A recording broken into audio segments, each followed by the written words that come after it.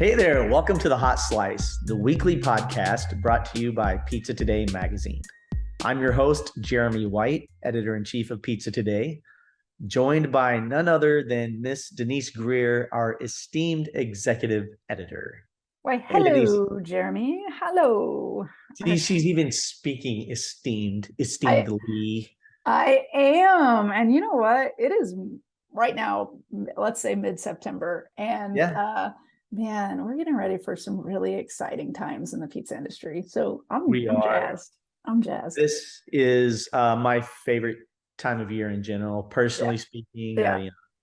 I have a birthday this time of year. I have a wedding anniversary this time of year. Yeah.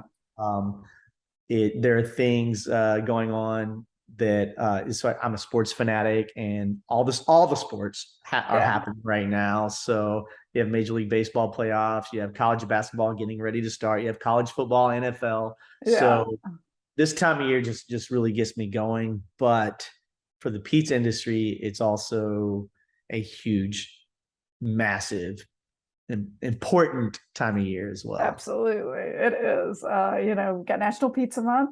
I'll give Yep. it a little plug. Make sure that you go to our toolkit, which you're going to see in the show notes, to get some ideas on how you can celebrate National Pizza Month, because it's going to be pretty awesome. And then we have one huge pizza event happening in October that I hope everybody comes out to. Yeah. Pizza and Pasta Northeast in Atlantic City. Atlantic City. Yeah. We've already got our tickets. We've got the hotels. We're all ready to go. We're ready to go. And attendance for this event, I monitored some of the numbers the other day. I took a sneak peek. Attendance is really, really strong for this show. Yes. So it's going to be a lot of fun. There are going to be a lot of outstanding pizzeria owners from around the country, but heavily Northeast, of course. It's a Northeast event, but can be a lot of great pizza people there. It's going to be fun. I'm really looking forward to it, Denise. I am too, and I'm really looking forward to one of our keynotes that we happen to have on the show today. Yeah. So how did you make this happen? Because he's one of our own and we love him to death, and he's just got so much going on. So how did you get him? So John Gutekanst is the speaker in question. He will be delivering a keynote address at Pizza and Pasta Northeast. John is the owner of Avalanche Pizza in Athens, Ohio. And Slice Shop. And Slice Shop. That's right. He contributes to Pizza Today magazine. He MCs the International Pizza Challenge at Pizza Expo in Las Vegas. He's just a well-rounded, versatile, amazing pizzeria maker, pizzeria owner. He's got a great, thriving business. He bakes. He has a creative menu. He's a creative individual. He spent a lot of time in really high-end restaurants. It's kind of where he cut his teeth. Yeah. So he brings that perspective into the pizza shop each day. Every time I talk to John or read something he has written, I learn, I grow, I develop, I become more knowledgeable in this industry. He's just a wealth of information, and John's a little flamboyant. He's a little, he gets excited, he gets passionate, and he puts that on full display, which I can appreciate because I got a little bit of that in me as well, and I can appreciate that. John is super entertaining, as you well know, Denise. Yeah, so his keynote address, it's going to be a must attend at Pizza and Pasta Northeast, because you're going to be entertained and you're going to learn. Absolutely. And let's just talk about his thirst for knowledge. He is constantly looking at new ways of doing things, new approaches, new ingredients to use, how to source more things locally, how to, where to find things. He's on the hunt all the time. And so I can't wait to see him bring that energy and be able to share that with attendees, because I think they're gonna have their little notepads out taking notes. Well, and this movement that has become so prevalent today of sourcing local ingredients, what's fresh, what's in season, what's grown, harvested nearby. That's such a trend, such a huge part of the food industry in general right now, not just pizza.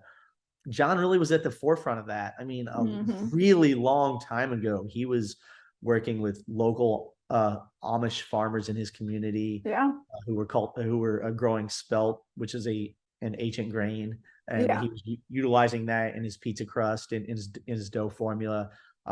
Mushrooms, just so many things that John has really been a leader and kind of has helped push the industry through his leadership, leading by examples, kind of help push the pizza industry in that direction. And a lot of that does come back to John kind of being a progressive visionary and moving in that direction himself. Yeah. And I can tell you that every time I either read from him or hear from him, there is always an ingredient or a process or something that I have never ever heard of. And I'm like, so what's that? Hang on, tell me more. Because and he, true to form, he did it during this podcast.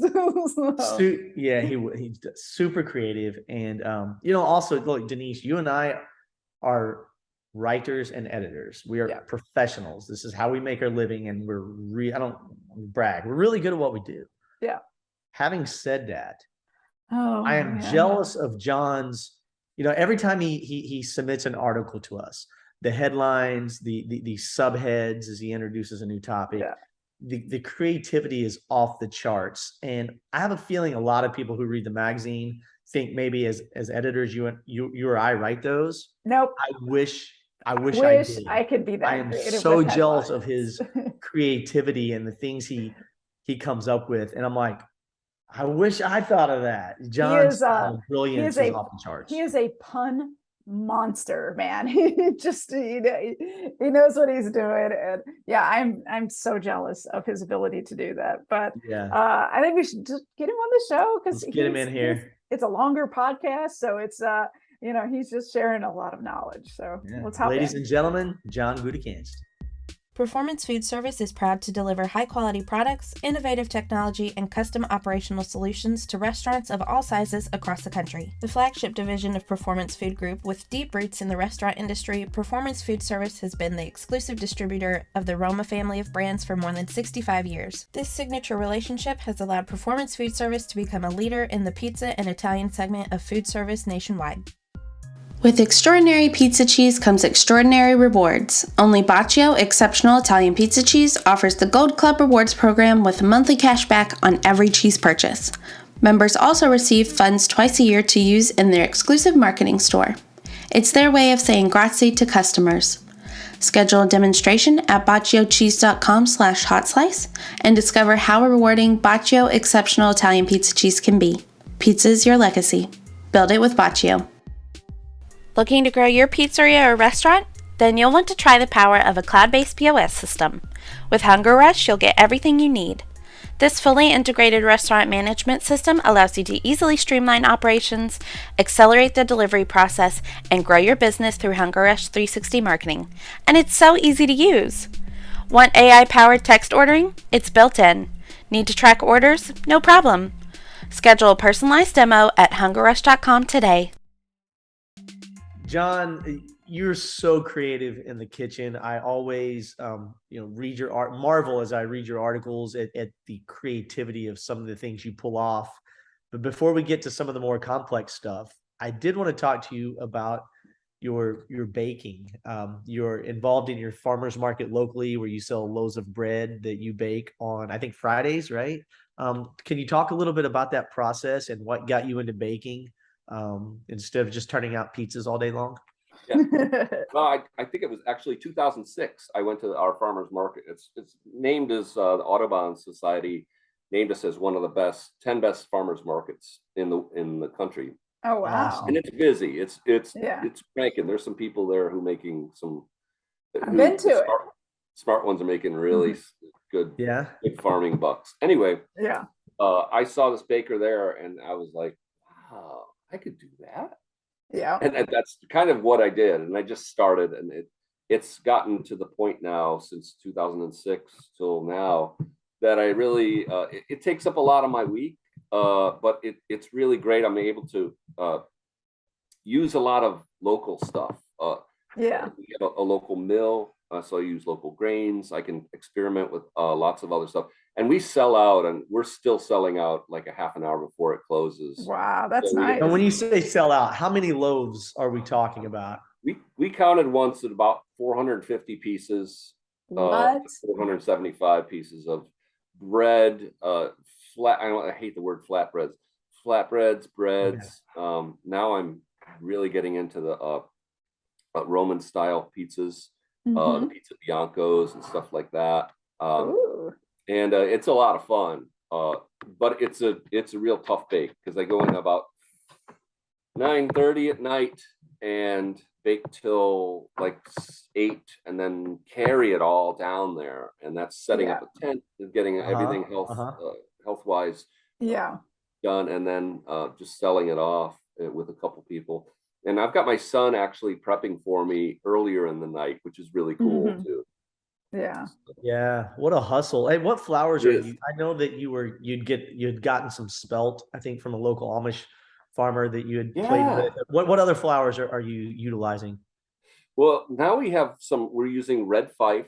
Oh, yeah. I've got Kernza. Now Kernza, I was on the wave of that. I wanted to be the first pizzeria in America to do the Kernza thing. And that, of course, being in small markets, the other thing is you don't have much press that covers you, because then they came out and they said, "Oh, this Chad guy at Tartine is making Kernza." Blah, okay, whatever. But the Kernza is the perennial wheatgrass, and I'm really excited about that. Okay. Now, what happened was there's a Steve Coleman, who's a professor up at OSU Worcester, Ohio, who's growing it in conjunction with the Land Institute out in Kansas. Oh, wow. And these roots are 10 to 15 feet long. Okay. And all you have to do is show a farmer that and say, this plant will come up 6 to 7 years in a row. Keep coming up. You don't have to plow it. You don't have to do anything. And talk about something that would save the world. That truly is the way things should be going. But instead, we're plowing. The dust goes out. You have to fertilize everything. And I was surprised, actually, the reaction I got from a lot of pizza makers. You'll see these people like on Netflix. Oh, I'm a forager and I'll do this and blah, blah, blah, blah, blah. But like, well, what's your base? I mean, is your base sustainable? I mean, you're using Manitoba wheat, and right now they're literally, and this practice is horrible. They are spraying, so to get a quick harvest on the grains, they're spraying with Roundup, so it kills the plant so they can harvest it faster. And I'm just like, my gosh, what's going on? Now with this Kernza, what makes it so special as far as the flavor, and its uses and kind of how you're able to use it? Yeah, that is a great question, because therein lies the rub. Okay. It's smaller than a kernel of wheat. Okay. And what they're doing is selective farming. And they've gotten it to a larger wheat berry now. And it grows a lot taller. So you've got a lot of breakdown too. So harvesting it is really a little rough, especially when deer go in there and they bed down for the night. So it falls down. Now the other problem is corporatization of this. So what happened was Steve with some guys came up with puffed Kernza, and it's so caramely and so freaking great, like coffee caramel. And these Kernza puffs were just perfect. In Minnesota it's popping like crazy. Patagonia Provisions is using it in beer, and they're using it in bars and stuff like that. So the other problem with Kernza is it's got a really high protein content, but its extensibility is terrible. Okay. Oh, no. So we worked with it, and it's like, oh, let's just throw in some gluten, some straight up gluten, and that'll help, which some bakers are doing with the Kernza. But I'm like, no, let's go the opposite way. We're doing pizza. So we started doing 20% hydrated dough, which is insane. 20%? What? Just to get someone to need that, they're like, "Are you sure, John? I need to add some more water." I'm like, "Don't add any more water." So we used baking powder instead of yeast. Okay. And we ran it at 600 degrees, and it was the most delicious cracker crust you ever tasted in your life. So a nice little thin crust, cracker caramel. crust. Yes. Oh, so It's hot good. right now. So It's some hot of these right now. really ancient grains, I have always been told by bakers are really thirsty, need a lot of water, and so here you are with 20%. I mean, what are you just getting out the little dropper and just put a few drops in? That's insane to me. But that's the Wow. whole thing is sometimes it even crack, but you just put the crack back together again, and it still makes up. So you're cool. Wow. But we had really into that with the Peter Reinhardt has been a big hero of mine, and you know, he's all for the, you know, he's he started doing the ancient grains and stuff like that. So, Yeah. Peter's an outstanding resource, no doubt. yes. Hey, while we're on the subject of Peter, you know, let's talk about the flour. That we're doing the flour blends at Pizza and Pasta Northeast. Yeah. You know, what are some things that you're excited to talk about in that presentation? Do you know? Oh God. First off, my wife says, "What? So you're going to be on a panel with Peter Reinhardt, like alone?" And I'm like, "Yeah." He said, "I'm like." She's like, "Here, that's a death wish, man." I think you can keep up with him just fine. You can't BS that much, John. You're going to be like stuttering and stuff. I'm like, "Yeah, you know what? I think you got it. I think you're going to nail it. Yeah. I think you're going to nail it. Well, I love just his total exuberance. His Peter is just, he's so into stuff, and I love the way his terminologies are. Like he had a TED talk that's on YouTube, and it's really cool at the end when he talks about the dying. You know, you're building something to live, and it's living, and then you're killing it. Yeah. To, you know, that's why they call it the staff of life. So so that you can live. And really like that. And he was talking about, you know, they used to have gruel eaters. I mean, literally before bread, they would eat gruel. And I guess there's the tribes in the Palestinian area of Israel used to eat gruel, and as the Egyptians around them and stuff like that had bread, they would look down upon them as gruel eaters. So wow, that's crazy. I think about that every time I eat a bowl of oatmeal. How did you get so so interested in the history of food? Because when you write your food articles for Pizza Today magazine, you generally delve pretty deep into the, hey, in 1691, someone fell down at the bottom of the well, and there happened to be this root growing down there, and they ate it, and they didn't die, and now it's on pizza. What got you into the history of food and where it originated and where it came from? Oh, it's just, it's so fascinating that, you know, we're so myopic in our little areas where we're doing stuff, and it's just like, ooh, anchovies, you know, but people have been eating anchovies forever. I remember there was I opened a restaurant at the Copley Plaza Hotel, and they found old menus in there from 1912. They hated lobster because lobster's a cannibal, you know. They wouldn't eat lobster, but they would eat terrapin, which is the turtle, and they loved it. So things just change around a lot. And I find that fascinating, really fascinating, the just the history, especially of grains. I mean, when you look at it, like I see the Amish out there with their 4 Clydesdales using the 16th century thing to cut spelt with, and then they stack it in a pile like that, and let it dry out like that. It's like, this is insane. Yeah. And it's just such a lot of work, but it's what we've been doing for a long time. And I really just, that connection there, it's you feel that connection where, and the pizza industry is probably the worst at it. It's like, no, I'm sticking down my little lanes, and anyone who goes outside that lane, be it pineapple or this or that, is dumb and I'm not going to follow them or whatever, you know. So it's a Yeah. lot. And seeing that, I see that a lot in the competition realm, where you have the hardest thing is the traditional competition areas, where I thought to myself, I'm like, hold it, this guy's using the same flour, he's using the same sauce, tomatoes, and the same cheese as that guy.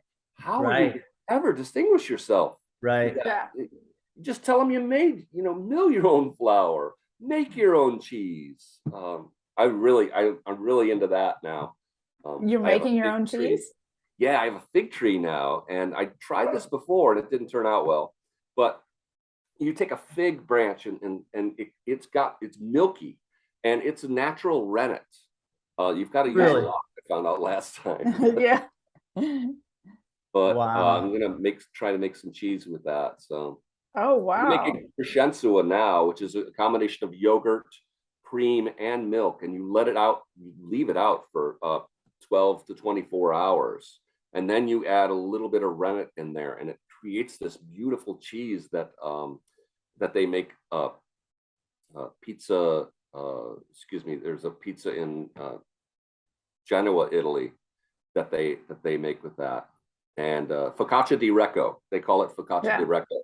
And someone actually competed in Vegas. They had focaccia di Recco. I couldn't believe it. And some of the judges didn't know what it was. It's sad. But it's basically just that cheese put on 2 thin layers and then baked off in the oven. And people will line up and get their slice nice and hot. It's just beautiful, magnificent. That sounds outstanding. The creativity that we see, just that you had just alluded to, even in the traditional division, every year someone just comes through and blows our minds with creativity. You see it all because you're often back there watching over it, emceeing. Yeah. What things have you noticed that lead to success in that event? I'll tell you what, and I wrote about it. It's just go in like a Viking. Go in like a freaking Viking, man. You know what? Do what you've been doing, but put it on hyperdrive. Tell everyone what you're doing. Don't just say this is the dough we use. No. Bring. I've seen people bring dough and stick it in the judges' faces. Smell that. That's the smell of my fermentation. And I got my starter from this and that. And seeing that stuff, I saw pistachio crusted pizza from a guy in California, and it was amazing. Amazing looking. And that's kind of what a lot of the judges are looking for now, is that crust. They hit that first. And then just, the cheese companies, I know they're big and everything, and they sponsor people and they use the cheeses and stuff. I'd like to see more done with cheeses. There's so many cheeses out there, and Havarti, I'm really into Havarti. And oh gosh, Gruyere, I love Gruyere. And we went in the oldest fondue place in Geneva, Switzerland once. And it was all wood on the inside. And my good buddy who was with me, we walked in the door, it was really small, and he's like, "It smells like ass in here." And then the bartender's like doing his glasses. He's like, "Yes, sir." And we all speak English here too. So embarrassed. I was like, "Oh, God." What a great story. John, if you were going to compete in the International Pizza Challenge in Las Vegas, let's say you're not going to MC, you're just going to jump in and compete. 2-part question for you. Which division would you choose to compete in? And then B, what creation would you bestow upon the judges? Oh my gosh. I would love to do the traditional.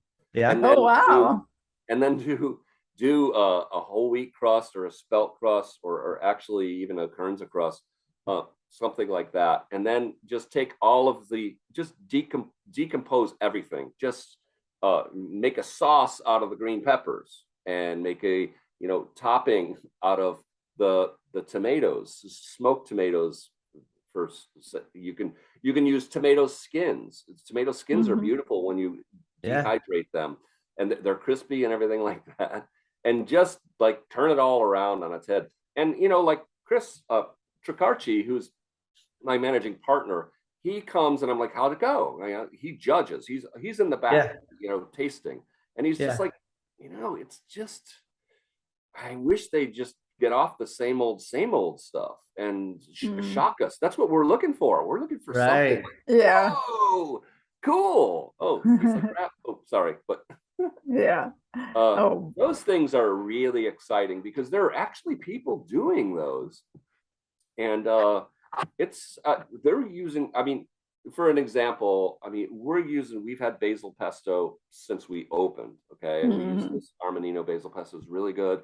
But we add water to it because you know what? It burns in the conveyor ovens by itself. So by adding water, it distributes beautifully on a pizza. And then in our slice house, we add extra virgin olive oil to it. Okay, and the oil, and we shake it up, and then it separates. But you've got this beautiful basil oil that's on top of it now that we put on our margarita pizzas. Wow, I mean, that's something spectacular. That's awesome. Here's the big question for you right now with your shops is what special do you have running right now, and how'd you come up with it? What's it named? Because what's it named? Crazy name for it. We did. There was Death Cab for Cutie was playing at one of the festivals here, and so I had and this just came right out of the blue. My son's class, they started talking about this viral video that went on about a pickled pizza. And I'm like, and so the teacher called me. They're like, you guys are going to bring some pizza. I usually feed the schools a lot. And you guys are going to bring some pizza. Could you add some pickled pizzas there, too? So we did a pickled pizza, and it's got potatoes on it, thin crust, and it's just beautiful pickles. I mean, pickles and provolone mozzarella mix is just delicious. Yeah. And you've got that crunch. So we did it, and then we just put it out there as Death Pickle for Cutie. That's on pizzatoday.com, that exact recipe. So if you all want it, it's on pizzatoday.com. That's right. It looks awesome. Yeah. And whoever thought that pickles would be we thought pickles were going to be a fad. Yeah. We thought, oh gosh, pickles, they're going to come and go. It's going to be That's what I thought. No, they're here. I love dill pickles. I love the flavor, the texture, but didn't know I'd love them on pizza the way I do. I really do love them on pizza. Yeah. Yeah. The other lane we went down is the mushroom. There are mushroom fanatics out there. They're like the spicy fanatics, Yeah. It's a small little niche, but there's a lot of them in it. And some people just go, oh, you've got that mushroom pizza. We do a spectacular mushroom pizza, and it's we put a holy shiitake. Our mushroom pizzas here, and that along with like the anchovies. Usually about this time of year, we'll do an anchovy fest, whereas I'll get some really gnarly pictures of sailors on the interweb and put them in an ad and say, oh, the Athens fleet is back from their trip around the world catching anchovies. So, and I got this idea just because I have 3 places that I get my corporate food from. And so I had all different anchovies in the back, and I looked on the bottom. One was from Peru, one was from Morocco, one was from Spain, and one was from Italy, Oh, wow. And it's, I was like, wow, okay, well, so we ran with that, saying that they had been around the world and they're back now. They're in port. So they're offloading all the anchovies and we're putting them on pizza. So that was a fun thing. That would be fun. I actually like anchovies now. I never thought I would like anchovies, and somehow in my 30s I started liking them, and now I do like them a lot. And then you talk about mushrooms, so I know you're a forager. You like to go mushroom hunting. Not just that proposition for me, because I'm looking at it like, oh gosh, am I going to kill myself looking for mushrooms? That's it. I try to stay with the regulars like lion's mane. We've got mushroom people actually growing stuff around here now too. Lion's mane, the morels, if you can find them. But I love chanterelles in the middle of summer here. They're so easily identifiable. And if it hasn't rained in a while, that hits sometimes the rain droplets will hit the dirt and it goes up onto the chanterelles. It's a pain in the butt to clean them. But I've worked in so many French restaurants that you know, the French go nuts for them, but you know, Americans will just walk right through them. Yeah. Is there anything better than a morel that's just been freshly picked and properly prepared? I mean, to me, that's I'm not a mushroom fanatic. Oh, I am. I love speaking, but I love morels. Love them. They're so good. So so good. I think we need to switch gears here because we have something we haven't talked about yet. Yeah, we need to talk about right now. That John's gonna be our keynote speaker at Pizza and Pasta Northeast.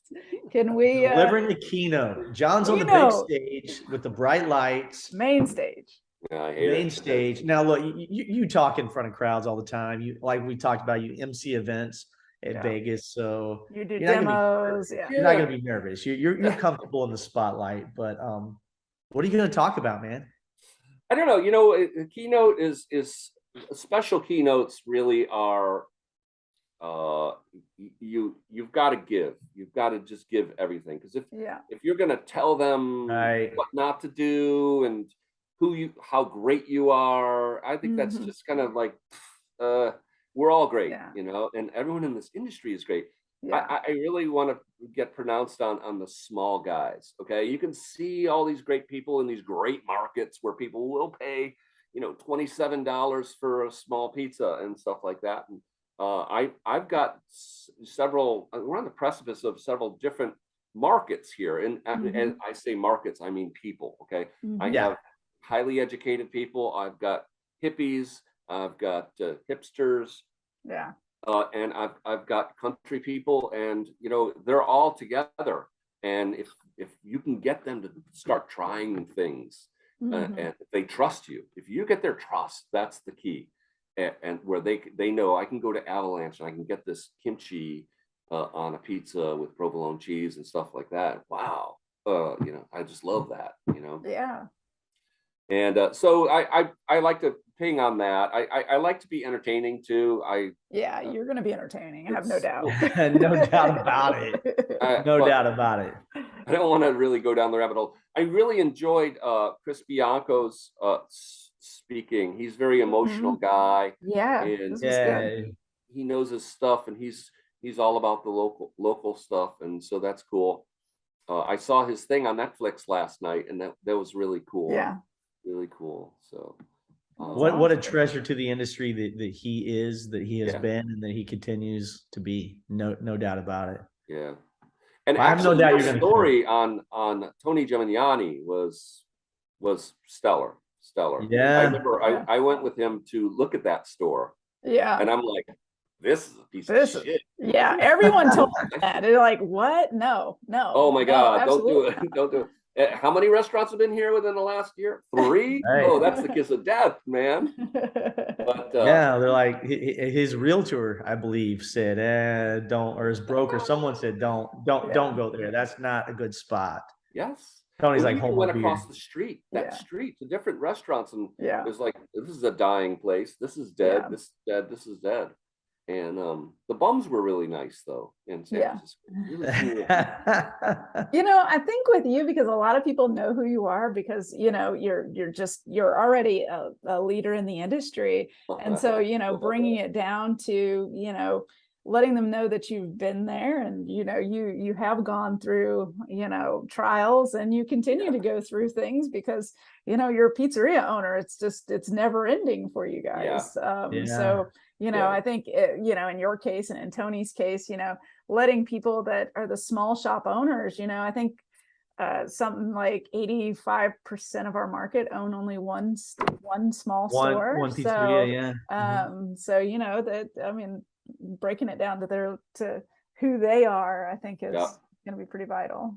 And that's, you know, that's just so, after what, 20 some odd years, I've been in business 22 years now. I just opened my last store during COVID, and that was like, oh, I gotta do this. Like big. It wasn't an L like this in my forehead. It was this big L walking around like, no one will talk to me. I see a plumber on the street. Hey, and they run. No parts. Sorry. I'm still waiting on an oven from Lincoln. It's $26,000, 30 weeks. I'm like, that's a baby, dude. That's like carrying a baby, and I had to pay up front. So it's just like, yeah.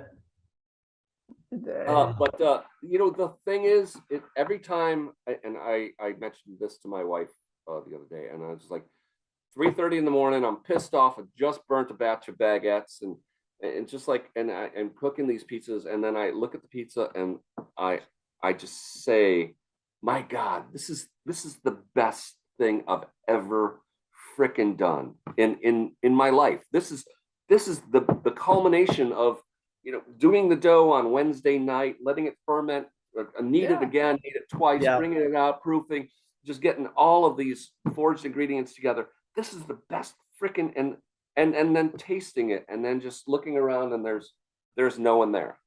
But you know what? There is someone there. It's you. It's just you. You're there. You. When you can say that and just go, I made this. This is great. It's mine.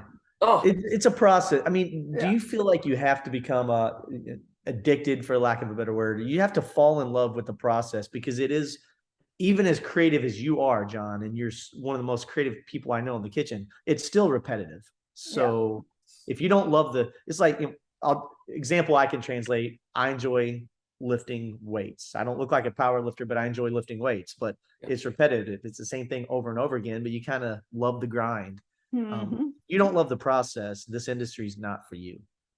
It's so true. And on top of that, you get those, when you're in that grind and then something happens or someone does something really stupid, which sometimes happens all the time.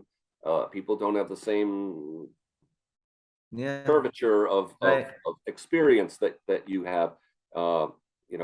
I tell my staff sometimes, these young people, I'm like, listen, I'm not going to be the pinball bumper in your life. Okay. I'm going to back up and you're going to fly by me, because I'm not going to even go there. So, but then I get, what's a pinball? Well, I mean, really, you don't really see them around too much, except for some really cool old school joints. An app. Right? It's in an app on the phone. The pinball is in an app, right? Right. Have you seen the app? It's a hamburger place, and it's my kids play it, and they get slammed, and I'm like, I can't take this. And they're just 2 more burgers over here, and they've got their characters, and I'm like, no. You're like, this is real life, kids. My dream, my nightmare. Have you seen The Bear? The Bear. The movie The Bear? It's actually a series on Hulu. No, It's about a restaurant, a guy, a fine dining chef, and his brother gives him dies, and he inherits this Philly. It's a Chicago steak sandwich place on the south side of Chicago, and it's the same thing. There's so many chefs I've talked to. They're like, I couldn't watch it anymore because the stress level is it's just too stressful. I love it. Well, you're getting ready to go into your main stress, your main getting everything together, because tomorrow is when you really get your grind together for the farmers market. Some really cool stuff. I'm going to do this thing, and it's insane. It's probably stupid, but at Nobu they have I got the Nobu cookbook from way back. Anyway, he wicks. Wicking is you take seaweed and you put it in between vegetables, and it imparts this umami taste in this freak. It's obvious. You can take one vegetable that you didn't wick and another one that you like, carrots, and you just taste the difference. Yeah. So what he does is takes the seaweed and uses a little sake, because the alcohol is really good with it. And you rehydrate it, and then you wick vegetables on it. The Japanese do a vegetable that's like broccoli rabe, which is just imparts a lot of it, because there's a lot of areas for the seasoning to go in. I'm going to do it with a pizza romana, I think, or pizza bianco. Go in on the paddle and make a pizza that's about that big, and cut it as soon as it comes out, and put I have some long seaweed that I got, and I'm gonna kombu, and I'm gonna pop it in there and put the top back on, and see how that imparts, pushes a little bit of the umami flavor in there. I don't know if it's gonna work, but it's pretty cool. Well, that sounds. Denise, that sounds you can't amazing. take John cut his teeth in really great restaurants around the world, Chicago hotels. You just can't take that out of John, can you? No. Well, that's And he what makes makes me it- hungry every time I talk to him. Yeah, I know. Thanks a lot. Well, thank you so much, John, for coming on the show with us this I morning. wouldn't miss it. I'm honored to have you guys. We're honored to have Yeah. you. Every time we talk to you, A, it's a Absolutely. pleasure. B, it's entertaining. I get a good laugh. More importantly, I learn something every time. I talk to you. I learn Oh, something. thanks a lot. Yeah. Jamie. You And guys we are great. cannot wait for your keynote. We're so Excited. excited. I'll be there front row. So. Oh, geez. Wear an apron. Uh-oh. Denise is gonna be in the splash zone. Who's that one guy with the watermelon? Yeah. Yeah. I have a rain cape. I will wear that. How about that? It Perfect. fits over my bicycle. Cool. Nice. All right. All Well, right. guys, good luck with your prep for your keynote, and just keep being creative, John, because we love Thanks. to see it. Thanks a lot. Thanks, John. We'll see you. All Peace right. out. Bye, guys. Bye. Bye.